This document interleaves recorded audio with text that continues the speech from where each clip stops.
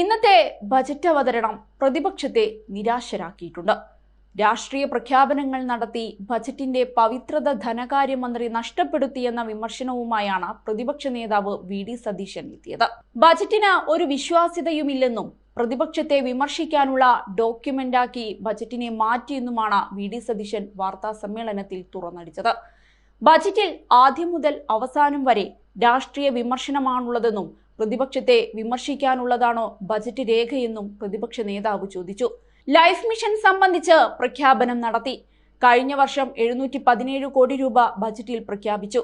എന്നാൽ കൊടുത്തത് അതിന്റെ 3.76% മാത്രമാണെന്നും നേതാവ് എടുത്തു പറഞ്ഞു.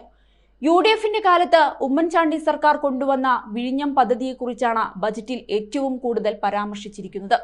കൊച്ചി മെട്രോയെക്കുറിച്ചും വാട്ടർ മെട്രോയെക്കുറിച്ചുമെല്ലാം സർക്കാർ അഭിമാനം കൊള്ളുകയാണ്. ഇതെല്ലാം ഉമ്മൻചാണ്ടി സർക്കാരിന്റെ കാലത്ത് കൊണ്ടുവന്ന പദ്ധതികളാണ്. കാർഷിക മേഖലയെ വളരെ നിരാശപ്പെടുത്തുന്ന ബജറ്റാണിത്. നെല്ല്, റബ്ബർ, നാളികേര കർഷകർ പ്രതിസന്ധിയിലാണ്. താങ്ങുവില 10 രൂപ കൂട്ടിക്കൊണ്ട് റബ്ബർ കർഷകരെ അവഗണിക്കുകയും പരിഹസിക്കുകയുമാണ് ധനകാര്യമന്ത്രി ചെയ്തത്. 250 രൂപയാക്കി റബ്ബർ വില വർദ്ധിപ്പിക്കുമെന്നായിരുന്നു LDF മാനിഫെസ്റ്റോ. എന്നാൽ 3 വർഷത്തിനിടെ 10 രൂപ മാത്രമാണ് താങ്ങുവില വർദ്ധിപ്പിച്ചതെന്നും വി.ഡി. സതീശൻ കുറ്റപ്പെടുത്തുന്നുണ്ട്. അതേസമയം സംസ്ഥാന ബജറ്റിനെതിരെ BJP സംസ്ഥാന അധ്യക്ഷൻ കെ. സുരേന്ദ്രനും രംഗത്തു വന്നു.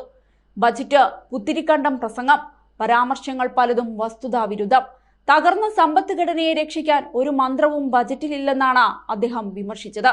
ബജറ്റ് വാചക കസർത്ത് മാത്രം. കേന്ദ്രത്തിനെതിരെ രാഷ്ട്രീയ പ്രസംഗം നടത്താൻ ബജറ്റ് പ്രസംഗം ഉപയോഗിച്ചു. ക്ഷേമ പെൻഷൻ വർദ്ധിപ്പിക്കാനുള്ള ഒരു നീക്കവും സർക്കാരിന്റെ ഭാഗത്തു നിന്ന് ഉണ്ടായിട്ടില്ല. റബ്ബറിന് വില കൂടുമെന്ന് കണ്ടാണ് താങ്ങുവില 180 ആക്കുമെന്ന ഇപ്പോഴത്തെ പ്രഖ്യാപനം. വിദേശ സർവകലാശാലകൾക്ക് അനുമതി നൽകുമെന്നാണ് ബജറ്റ് പ്രഖ്യാപനം. TP ശ്രീനിവാസൻ ഇത് പറഞ്ഞപ്പോൾ എടുത്തിട്ടടിച്ചവരാണ് പ്രഖ്യാപനം നടത്തുന്നത്. TP ശ്രീനിവാസനോട് ധനമന്ത്രി മാപ്പു പറയണമെന്നും സുരേന്ദ്രൻ ആവശ്യപ്പെട്ടിട്ടുണ്ട്. കേന്ദ്ര അവഗണനയെന്ന ആരോപണം തെറ്റാണ്. ഇത് സംബന്ധിച്ച് കേന്ദ്ര സർക്കാർ സുപ്രീം കോടതിയിൽ സത്യവാങ്മൂലം നൽകിയിട്ടുണ്ടെന്നും സുരേന്ദ്രൻ പറഞ്ഞു. എന്നാൽ രാജ്യത്താകെ സാമ്പത്തിക മരവിപ്പുണ്ടെന്നും അതിനെ നേരിടാനുള്ള മാർഗങ്ങൾ ബജറ്റിലുണ്ടെന്നുമാണ് ധനമന്ത്രി KN ബാലഗോപാൽ പറഞ്ഞത്. ഒരുമിച്ച് നിന്നാൽ മാത്രമേ ഇപ്പോഴത്തെ സാഹചര്യത്തിൽ ശക്തമായി മുന്നോട്ടു പോകാൻ കഴിയുകയുള്ളൂ. അതിന് കഴിയുന്ന കാഴ്ചപ്പാടുകൾ വെച്ചുകൊണ്ടുള്ള ബജറ്റാണ് അവതരിപ്പിച്ചിരിക്കുന്നതെന്നും മന്ത്രി വ്യക്തമാക്കുന്നുണ്ട്. കേരളത്തിലെ നേട്ടങ്ങളും നിലവിലെ സാഹചര്യത്തിൽ കൂടുതൽ നിക്ഷേപങ്ങൾ എത്തിക്കാൻ കൂടി ബജറ്റിൽ ഉൾപ്പെടുത്തിയിട്ടുണ്ട്. വിഴിഞ്ഞം പോലുള്ള വലിയ പദ്ധതികൾ കേരളത്തിന് മുതൽക്കൂട്ടാകും. 3 ലക്ഷം കോടി രൂപയുടെ നിക്ഷേപങ്ങൾ വരുമെന്നാണ് പ്രതീക്ഷിക്കുന്നത്. അതിശയോക്തിയുണ്ടാകുന്നവർ ഉണ്ടാകുമെന്നും മന്ത്രി പറഞ്ഞു. വിദ്യാഭ്യാസ മേഖലയിൽ മാറ്റം വരുത്തുമെന്നും ധനമന്ത്രി കൂട്ടിച്ചേർത്തു. കേരളത്തിന് ഇപ്പോഴുള്ള സാഹചര്യത്തിൽ എല്ലാവരുടെയും പിന്തുണയോടെ ശ്വാസം മുട്ടിപ്പോകാതെ മുന്നോട്ടു പോകാൻ കഴിയുന്ന തരത്തിലുള്ള കാര്യങ്ങൾ ചെയ്യാനാണ് ആഗ്രഹിക്കുന്നതെന്നും മന്ത്രി പറയുകയുണ്ടായി.